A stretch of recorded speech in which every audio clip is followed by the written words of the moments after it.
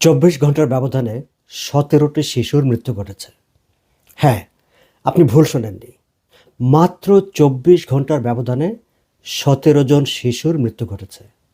কেন মৃত্যু ঘটেছে? হাম এবং হামের উপসর্গ নিয়ে তারা হাসপাতালে ভর্তি হয়েছিল। এই যে ১৭ জনের মৃত্যুর খবর আপনারা শুনেছেন, এটি আসলে সরকারি হিসাব। বেসরকারি হিসাবে কতজন বা প্রকৃত অর্থে কতজন তা কিন্তু আমরা জানি না। সরকারি হিসাব নিয়ে সবসময় একটা সন্দেহ থাকে। হামের উপদ্রব ঘটেছে ২ মাসেরও কম সময় হবে। গত ৫০ দিনের যে খবর স্বাস্থ্য অধিদপ্তর দিয়েছে, সেখানে বলা হয়েছে যে ২ মাসেরও কম সময় কিন্তু ৫০ দিনে ৩১১ জনের মৃত্যু ঘটেছে। তার মধ্যে ঢাকা বিভাগেই মৃত্যু হয়েছে ১৬২ জনের। দর্শক, এই যে ১৬২, ৩১১, ১৭, এগুলো কি আপনাদের কাছে কেবল নাম্বার মনে হচ্ছে, কেবল সংখ্যা মনে হচ্ছে? না, এগুলো কিন্তু সংখ্যা না। এক একটা প্রাণ, এক একটা জীবন, এক একটা পরিবার, এক একটা সংসার। এবং এই যে ৩১১ জনের কথা বলা হচ্ছে, এটি সরকারি হিসাবে। বেসরকারি হিসাবে কতজন মারা গেছে আমরা জানি না। প্রত্যন্ত অঞ্চলে কতজন আক্রান্ত হয়েছে, কতজন হাসপাতালে পৌঁছতে পারেনি, হাসপাতালে পৌঁছতে না পেরে কত শিশুর মৃত্যু ঘটেছে আমরা জানি না। কিন্তু এই যে এত মৃত্যুর হাহাকার, কেন এই মৃত্যুর হাহাকার? ডক্টর ইউনূস সরকারের ধান্দাবাজির একটা সিদ্ধান্তের কারণে। ইউনিসেফ যে হামের টিকা সরবরাহ করত, সেই হামের টিকা জাতিসংঘের ইউনিসেফের হাত থেকে কেড়ে ইউনূস সরকার কোনো এক ব্যবসায়ীর হাতে ছেড়ে দিতে চেয়েছিলেন। সেই ব্যবসায়ীটা কে?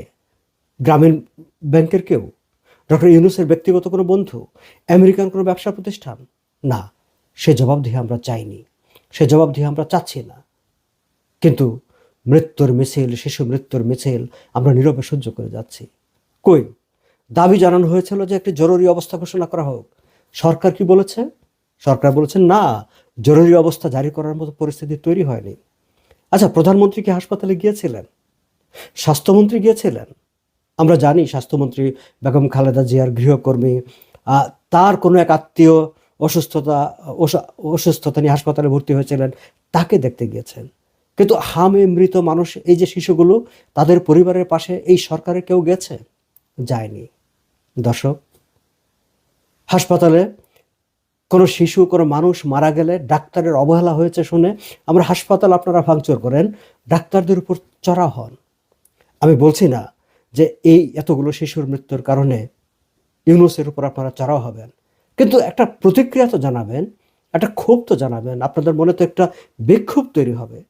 কিন্তু কই, দেখুন চতুর্দিকে কি শুনশান, শান্ত নীরবতা, কারো মনে কোনো বিকার নেই। ৩১১ জন শিশু, বাস্তবে হয়তো তার ৩ গুণ ৪ গুণ।